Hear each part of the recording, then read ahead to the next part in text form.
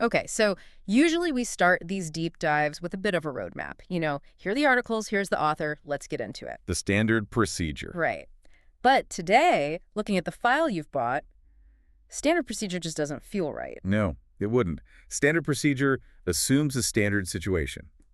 This file, the re-audit briefing, it's framed as a total break from that. It really is. It doesn't read like some self-help book. It's not an economic forecast. Not at all. It reads like a high-risk intelligence dossier.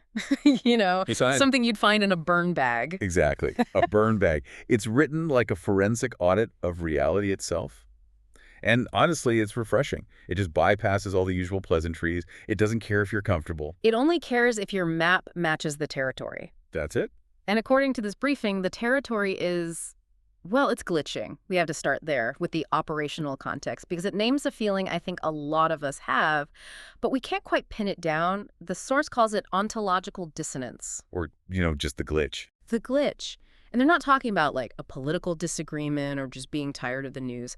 They describe a specific background vibration, a splinter in your mind. Yeah, it's that feeling, right? You're walking through a supermarket or you're on a Zoom call, and suddenly you feel like the resolution of reality has just dropped. Like a video game running out of RAM. Exactly. The briefing calls it the phenomenology of unreality. You look at people, maybe even people you love, and you get this uncanny valley feeling. The NPC feeling, the non-playable characters. Right. You're talking to someone, they're reciting the script about the weather or the latest outrage, but you get this chilling sense that there's nobody home. The lights are on, but the house is empty. And that's usually the point where people start to spiral. They think, okay, I'm disassociating, I'm depressed, I need to see a therapist. And that is precisely where this dossier intervenes. Yeah. This is the crucial pivot. It argues very forcefully that your anxiety is not a pathology. You are not sick. Okay, that's a bold claim.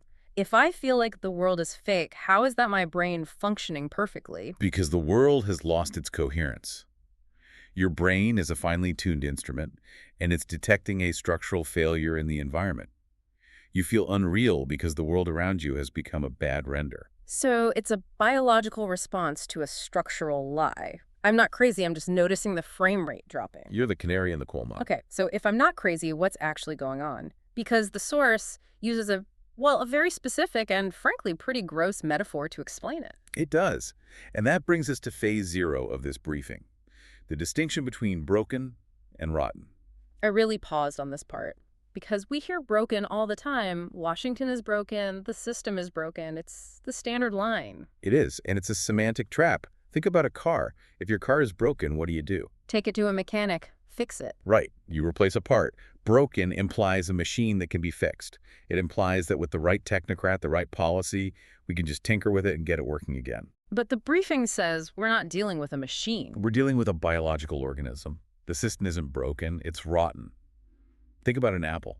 Once that brown spot starts spreading, once necrosis sets in, you can't unrot the apple. You can't pass a law against decomposition. Precisely. The briefing argues that our institutions, the economy, the state, are in a state of irreversible necrosis. We keep trying to inject them with financial Botox to keep the corpse looking fresh, but it's a corpse. That's a terrifying thought, but it does explain why fixing it never seems to work. No matter who gets elected, the rot just continues. And this connects directly to Joseph Tainter's work on societal collapse. He talked about the law of diminishing returns on complexity. Right, Tainter. Eventually you pay more to get less. That's the curve. In the beginning, you pay a little tax, you get a road, great return on investment, but we're deep into phase 3 of his model. And what does that look like? It looks like the modern West. You are paying 50, maybe 70% of your total energy through taxes, inflation, compliance costs to the system. But let me ask you, are the streets safer? No.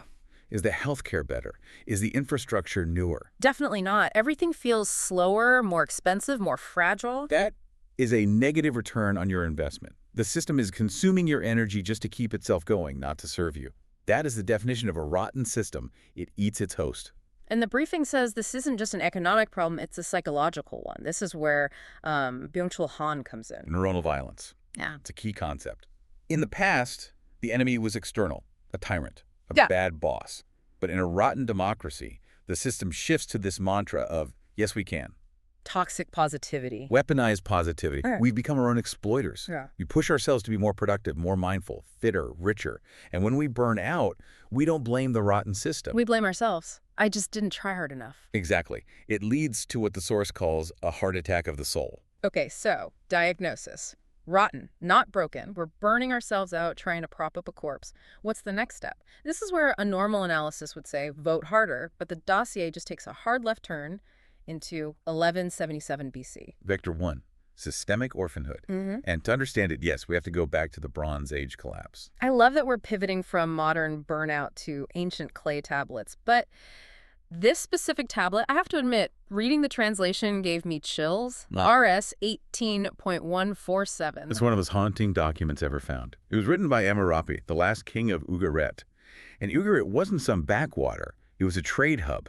Wealthy, advanced. It was burning. The entire civilization was collapsing under the weight of these invaders they called the Sea Peoples. So King A.R.K writes this desperate letter to the king of Cyprus, the neighboring power.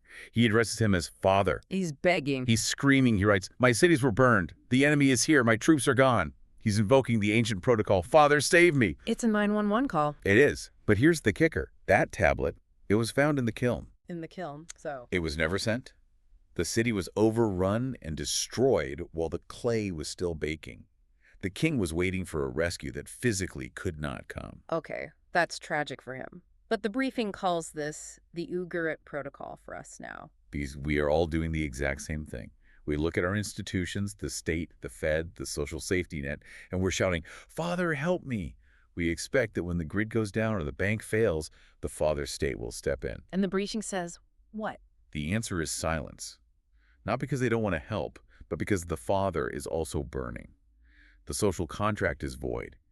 You are sending emails to a server that has already been decommissioned. This is what it calls support zero. Support zero. And it mentions the astrological shift, Saturn and Aries. No, whether you believe in astrology or not, just treat it like a cosmic There's clock. a timing marker. Exactly. Saturn represents structure, authority, the father, the state. Aries is the individual, the self. This shift represents the symbolic death of the father archetype. We're moving into forced orphanhood. That's the term. And it sounds bleak, I know. Orphanhood sounds like abandonment. Yeah. But the briefing frames it as a graduation. A painful one, for sure, but a graduation nonetheless. How is it a graduation? Because as long as you believe daddy is coming to save you, you stay a child, you remain a victim. The mission here is to accept that the state, for all intents and purposes, does not exist for you anymore. So if the police show up or the power stays on... It's a bonus, a temporary luxury. It is not a right. The moment you accept you're an orphan, you stop waiting. You stop looking at the kiln. You start acting. You move from being a dependent to a strategist. Exactly. Okay, let's talk strategy. If we're orphans and the digital world is a glitch, we need something real. The briefing calls this Vector 2, the material exorcism. This is analyst Beta's territory. The cure for the digital lie is what he calls the analog defense. It talks about cortical atrophy, which sounds like a medical condition. It basically is. We've outsourced our hands to screens. We tap glass for a living. The source argues this literally shrinks our ability to process reality. The antidote is manual agency. So chopping wood, fixing an engine, this isn't just a hobby. It's an ontological anchor. It's proof to your own nervous system that you can still affect physical reality. Yeah. But financially, this moves us to the rock economy. Right. Element 47, silver. Now, I've heard the gold bug arguments before, but the dossier throws out a number that just stopped me cold. 300 to 1. It's from the A.R.K. black file. It refers to the paper-to-physical silver ratio. In the futures markets, for every single ounce of physical silver that actually exists in a vault, Real touchable metal. there are roughly 300 paper contracts, all claiming ownership of that 1 ounce. It's musical chairs. It's musical chairs with high-frequency trading algorithms. Imagine a room with 300 people circling 1 chair. As long as the music is playing, as long as confidence holds, everyone feels rich. Everyone thinks, I own that chair. But when the music stops... Which is what a collapse of confidence is. The music stops, and 299 people are left holding a piece of paper. Only one person gets the medal. The briefing brings up Gresham's law. Bad money drives out good. Correct. When people realize the currency is being debased, they spend the paper, the bad money, as fast as they can. But they hoard the good money, the physical assets. There's a great line in here. If it doesn't hurt when you drop it on your foot, it's not money. That's the thermodynamics of value. Fiat currency has a zero energy cost to produce. Someone clicks a button, $1 trillion appears. Physical assets have an almost infinite energy cost in comparison. They take sweat and diesel and geology to exist. In a crisis, value always returns to the energy cost of production. So get physical, get things that bleed and break and weigh something. But this whole transition, admitting the system is rotten, becoming an orphan, hoarding metal, it sounds incredibly painful and lonely. It is painful, Yeah. which is why Vector 3 is so critical. It reframes the pain. It talks about imaginal cells. A biology of the butterfly. Right. We all know the cute version of the story. Caterpillar makes a cocoon, emerges a butterfly. It sounds so peaceful. Like a Disney movie, but biologically. It's a horror movie. It's a civil war. Yeah. Inside that chrysalis, the caterpillar doesn't just grow wings. It dissolves into this nutrient soup. But then new cells appear, the imaginal cells. They hold the blueprint for the butterfly. And do you know what the caterpillar's immune system does? I assume to help them. No. It attacks them. It treats the future as a virus. The old self literally attacks the potential new self because it threatens its existence. Wow. So the briefing is using this as a metaphor for us, our society. It's more than a metaphor. It's a map of your internal state right now. You are in the soup. There's a caterpillar ego inside you that wants the old comforts, the cheap credit, the father state. And there's a sovereign self trying to emerge. And the anxiety, the suffering, that's just the friction of the war. It's what Ilya Prigogine called a dissipative structure. You cannot jump to a higher order of complexity without a period of chaos. Stability is death. The chaos is the energy required to build the butterfly. So if you're hurting, it means you're growing. But you can't do this alone in a bunker somewhere. That's the whole lone wolf myth. That's a dead end. And that's Vector 4, the tribe and the swarm. We go back to 1177 EPC one last time. Who defeated those massive hierarchical empires? The Egyptians, the Hittites, I see people. a decentralized swarm. They had no capital city to bomb, no emperor to capture. They were a network. And in a time of collapse, the network always beats the pyramid. So the guy's stockpiling ammo in his basement thinking he'll survive alone. He's a liability. The briefing calls for radical social hygiene. That sounds severe. It's just about energy conservation. Think about your phone. You have thousands of followers, distant acquaintances. It's all noise. It drains your battery. That's frequency 28 dispersion. So you have to cut the noise. You eliminate the superficial connections so you can deepen the bond with a very small circle. The briefing defines the tribe not as a contact list, but as a biological security circle. And how do you know who's in it? It's a simple test. The only real insurance policy you have is the person who will come pull you out of the abyss at 3 in the morning.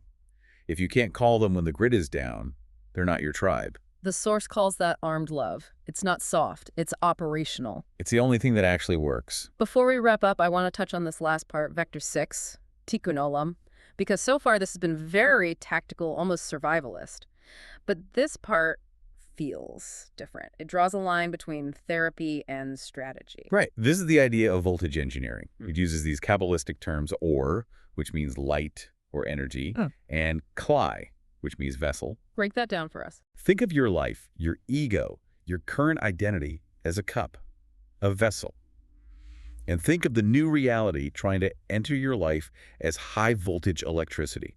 The crisis you're feeling, the breakdown, the grief, that is what happens when high voltage hits a vessel that's too small. The glass shatters. It ruptures. Yeah. Now, most people go to therapy asking, why is this happening to me? How do I fix the cracks? They want comfort. They want to go back to how the cup was before. But the briefing says that's the wrong question. It's the wrong goal entirely.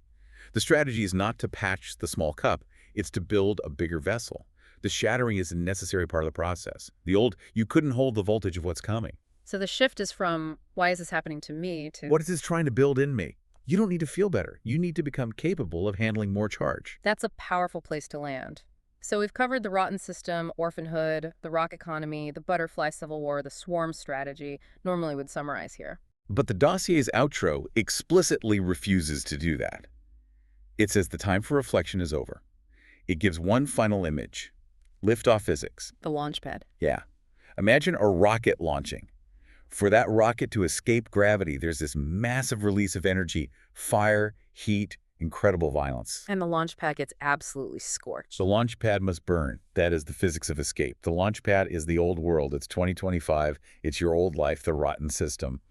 And the briefing is just brutal here. Yeah. You cannot save the burning platform. You can't have it both ways. Launch and stay safe on the ground. That's the final choice. You are either the passenger on the ship heading for what it calls year one, or you are the fuel left behind on that pad. So the re-audit concludes that reality as we knew it is over. And the final sign-off is just, welcome to the desert of the real. We have work to do. No reassurances, no false hope. Just work.